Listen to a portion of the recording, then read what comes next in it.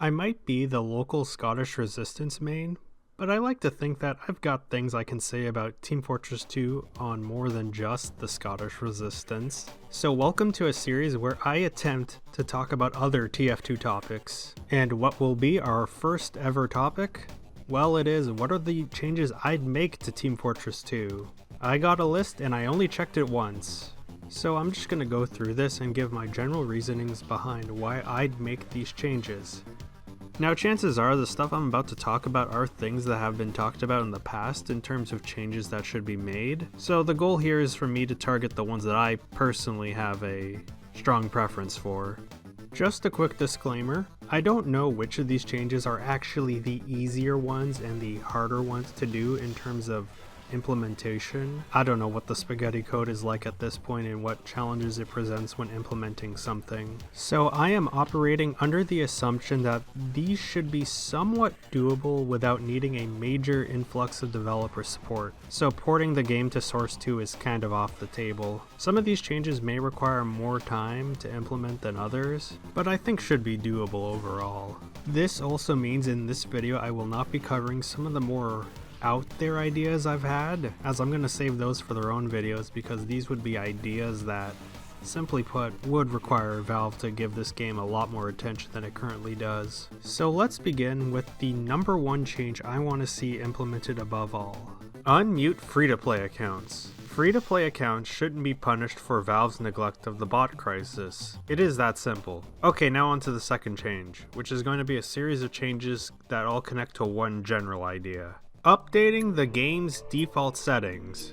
In general, newer players should be given a better standard for when they start playing the game. And even for players who have been around for years, there are just some things that could be better enhanced in their TF2 experience that they just might not know about unless they look it up. I did not know you could change the field of view for the first couple years of playing TF2 until I discovered it on accident. Did you know that quick weapon switch is off by default, or that damage numbers are off by default, or hit sounds? I think for newer players, to have a clearer understanding of how much damage a weapon does based on the weapon type and or range goes a long way in learning the do's and don'ts of a class. And on the note of damage numbers, why not an easier way of scaling how large those damage numbers appear without having to mess around in your TF folder? And then there is auto reload, the thing I have disabled. It should probably be on by default. Alright, we should probably go on a side note because I know that for some time people have wondered why I have auto reload off. And I have it off for, even I know, for a really dumb reason. I just don't like how the reload animation plays when I'm in the middle of shooting multiple shots. It just feels distracting and makes me feel like I'm shooting out my shots slower because it's wasting time with the reload animation. Which I know is all in my head, but I just can't help it. Actually, you know what? Maybe I need to make a better example. For the rest of this video, I'll enable auto reload in these clips, and teach myself a better path forward just like how newer players should be taught. And then there is CL interp and everything surrounding that. There seems to be a bunch of recommended numbers to set your interp and your interp ratio at. I just personally use whatever master config uses. And while we are at it, can we just disable the forced settings in competitive mode? I don't care if the mode is unpopular. I just want the forced settings gone out of principle. I guess what I'm getting at with all of this is, if a new player has to go out of their way to find all these settings to change and have to mess around with the TF game files, just so that they can make their TF2 experience better, it says to me that the default standard settings for TF2 needs to get with the times.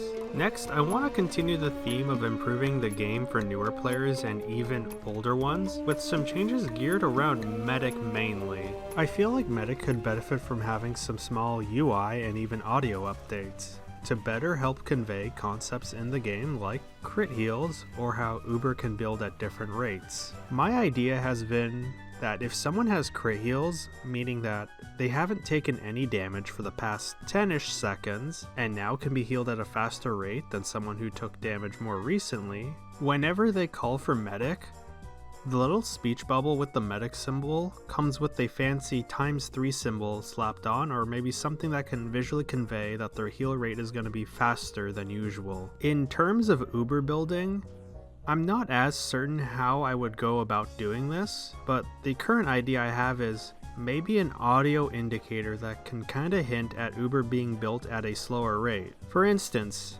if you start healing someone who's already being healed by another source of healing, or if you're healing the target and their health is at a certain threshold, the medigun could make an audio cue that tells the player it is now building at half the normal rate.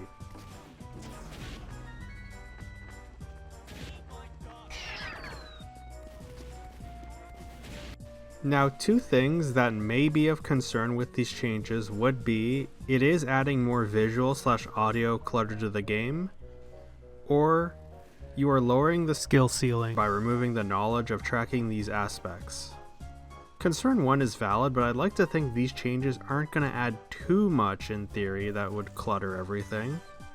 As for concern 2, I feel like crit heals and Uber building are very important tools that should be better conveyed to everyone, and I think it makes understanding the mechanics of the class easier to understand, and this is pretty good for a class like Medic that is pretty important. I want to reiterate that I am really trying to keep these changes simple and not overwhelm the player with pop-ups telling them that the soldier across the map has crit heals, or a constant beeping warning that you're building Uber poorly. The idea is to just try and introduce small visual and audio changes in the hopes that players will over time, through researching what these are, or just through playing the game long enough, to realize that they're alluding to very important mechanics to the class, and as a result, it can give a better grasp on concepts like crit heals and Uber build rates earlier on in their time in TF2. Next on my list is a big one. The thing that has so much missed potential of doing so much good, but all we need to do is improve it to make it better. I just hope people won't consider removing it. Oh, sorry, I'm blocking it. The Contractor has so much potential, but Valve decided to just relegate it to being a seasonal thing these days. I guess if you're newer, it offers more since you can do all the Jungle Inferno contracts, but I think it could be doing so much more. The Contractor is the solution I could see to another problem in terms of making it easier to obtain certain unlocks without needing to rely so heavily on achievement idle servers, trading, random drops, or crafting. And I mean, there is already a framework implemented in the game, it's called the Pyroland contracts. The way these work is, when you start one, you get a test run of the item, and if you complete the contract, you now get a non-tradable or craftable version of that unlock. This could help players who might be missing certain items in their inventory, and it would be better because you could gear the contract to promote certain aspects of an unlock. Have the Man-Melter contract promote extinguishing your teammates. Have the Mad Milk contract promote extinguishing your teammates. Wait, that's like the same idea, but you get the point. Players would now have pretty easy access to the items while learning a thing or two about those said unlocks. I guess we do have to ask, what does this mean for like the current drop system of items? I mean, you could still have them randomly drop, but if I'm gonna be honest, I don't know how people feel about this. I kinda don't mind if they got rid of random weapon drops. I heard they got a pretty bloated inventory of items that just stack up, in which I can just turn them into refined metal, but is refined metal really worth anything these days? But why stop at weapon contracts? How about contracts for general class stuff? I mean, under the Jungle Inferno one, you get to do class specific ones, even though you can only choose like 1 of 3 for each role. The contracts can focus on understanding on the fundamentals of the class. You can have a basic level one, an intermediate one, and an advanced one. It could act as an upgrade over the tutorial in terms of learning how these classes work. Contracts for playing certain maps or game modes even, maybe you could rotate them every 4 to 6 months. But I feel like a basic overhaul, adding new general contracts for classes and weapons at least, should be very doable when the framework already exists in the game. Plus, Valve has shown they can go through the effort of updating the Scream Fortress contracts each year. I mean, there's also a chance to update the gift shop. There is a framework here to make some here selling items, Valve, if that matters to you so much. I just want something more out of the contractor rather than just it being a seasonal thing for Scream Fortress. Also, side note, Valve, please add the changes highlighted in the open letter from the Warpaint creators. Okay, what else do I have? I guess to save people some time needing to figure out what commands to input to just disable ragdolls, maybe just put a checkbox in the settings that just disables them. And then in terms of balance changes, I don't know what I'd do because this is where things can get contentious, and I would need a lot of time and input before really committing to most things, and probably a fair amount of playtesting. I feel like the current state of TF2's balance is fine. I wouldn't say it's good, but I also wouldn't say it's bad. It's passable. There are some things that I think should be easy sells, like maybe nerfing the Wrangler's damage resistance shield. I mean, if we nerf the short circuit to not refill metal on the payload, that should be an easy sell to demo mains. Does anybody actually like the fact that the reserve shooter can mini crit you versus your own explosive jumps? I guess fixing the Fists of Steel Uber building bug is a must, but in general, balance change stuff is its own beast and I probably would not touch any of it right away. Quite frankly, it'd probably be one of the last things I would want to change about TF2 right now. Well, on the note of contentious things, I've delayed long enough, time to address the elephant in the room. I'm pretty sure they're from Fabuland. Does anyone here remember Lego Fabuland? Cause I don't. Anyhow, we should probably address the other elephant in the room. The debate that has been ongoing since 2016. So, if I could, would I remove casual mode and just bring back quick play? Specifically, the 2015 version. Or maybe I'd just improve casual mode with a few server commands. I don't know. Is there an option where we can just merge the two into quick mode casual play? I feel like the common theme here is to just de-competitivify? Is that a word?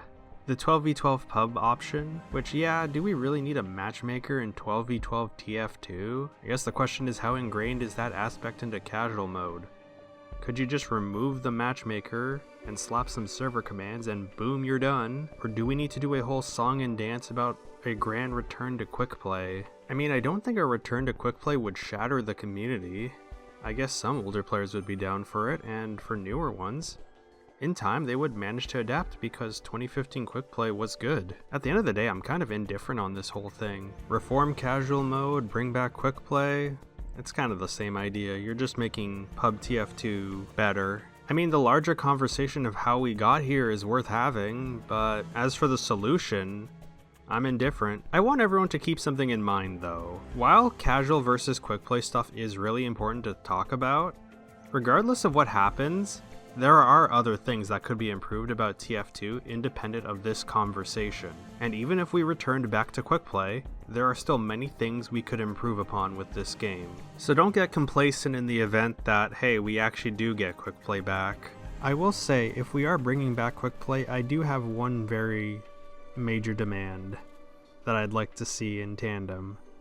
However, I'm not sure if I can get into the full details about this because I'm trying to keep the video under 20 minutes. And I'm not even fully sure on all the details yet, but what I truly want personally is a rework / reimagining of competitive mode.